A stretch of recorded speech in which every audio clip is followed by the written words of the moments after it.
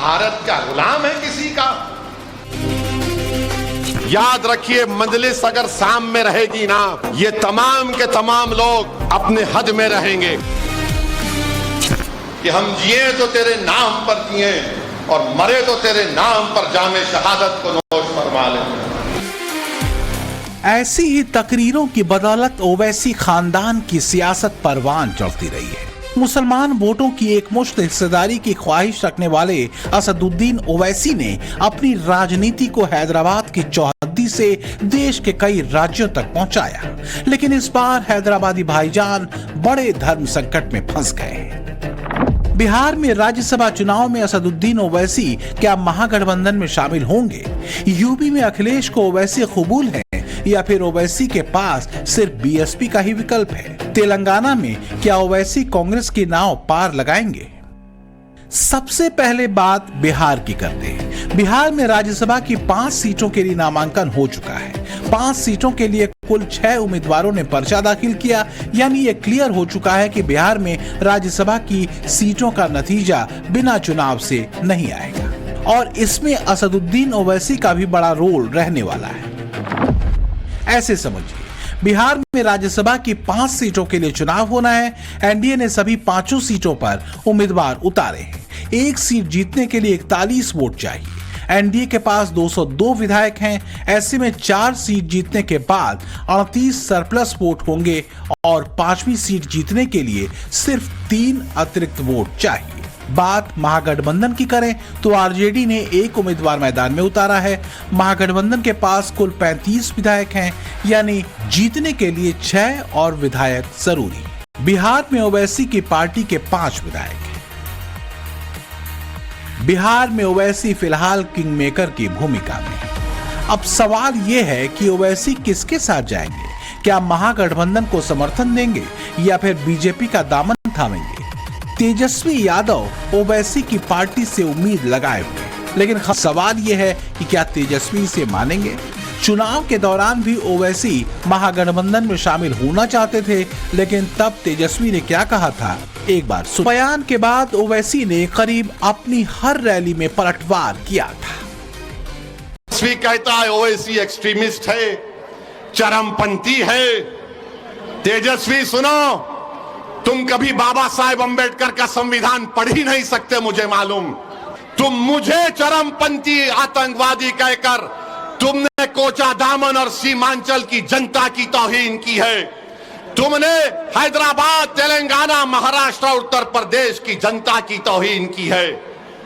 तुम्हारी यह ज़हनियत है कि जो तुम्हारे सामने नहीं झुकता, जो तुम्हारे सामने नहीं बिकता, जो तुम्हारे बाप से नहीं डरता, तुम उसको चरमपंथी कहते हो। बिहार में चुनाव के दौरान ओवैसी ने तेजस्वी पर कई बार जबरदस्त हमला किया। सवाल यह है कि ओवैसी आरजेडी के साथ जाएंगे या तेजस्वी से तलखी का हिसाब बराबर करेंगे। वैसे ओवैसी राजनीति के माहिर माने जाते हैं, लिहाजा सियासी नफा देखकर ही फैसला बोलेंगे, क्योंकि बिहार के बाद अब बारी यूपी की है। बिहार के बाद उत्तर प्रदेश की राजनीति में अब ओवैसी की भूमिका पर चर्चा तेज हो गई है। बिहार और फिर महाराष्ट्र में मिली कामयाबी से ओवैसी उत्साहित है, लेकिन यूपी में भी ओवैसी के सामने धर्म संकट है। सवाल यह है कि यूपी में ओवैसी पीडीए का हिस्सा बनेंगे, मायावती के साथ अलायंस करेंगे या फिर अकेले ही दम पर मैदान में उतरेंगे। कि हमारे वतन अजीज में मुसलमानों से नफरत इतनी बढ़ चुकी है कि मरकजी हुकूमत बीजेपी ने 62 लाख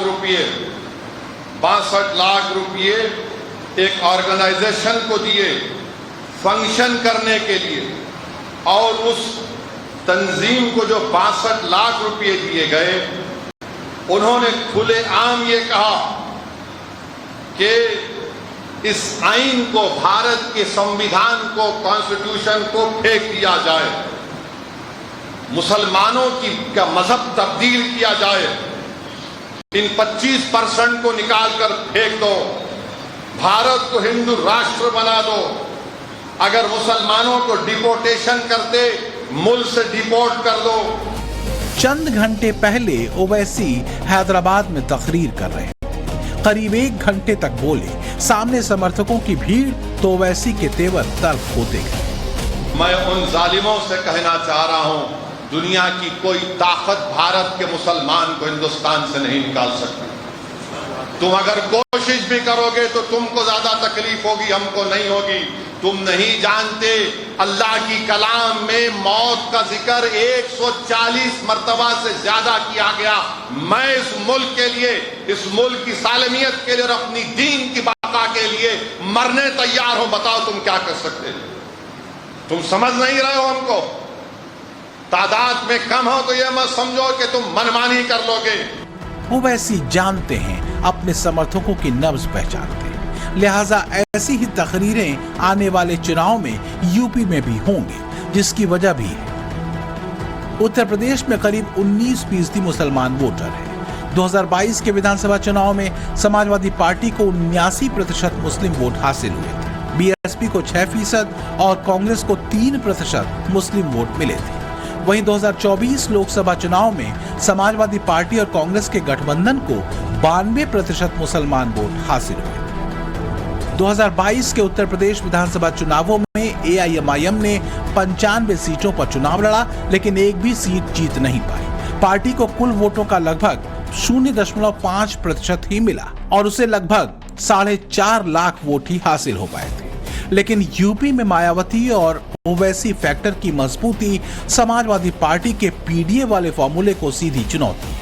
यही वजह है कि समाजवादी पार्टी ने लंबे समय तक जिस एमवाई समीकरण को सत्ता की चाबी माना, अब वही पहले जैसे भरोसेमंद पूंजी नहीं रह गई। तो दूसरी ओर असदुद्दीन ओवैसी यूपी के मुसलमान वोटों की एकमुश्त हिस्सेदारी चाहते हैं, इसलिए हैदराबाद से दिल्ली को ललकारने में भी देरी नहीं करते। नरेंद्र मोदी 56 इंच का सीना की बात करते हैं।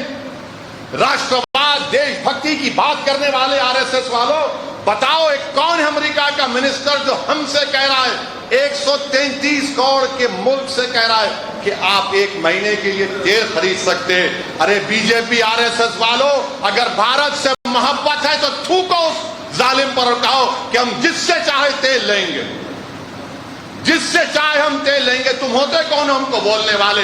1 महीने के लिए ले लो। क्या भारत को गिरवी रख दिया आपने अमेरिका के पास?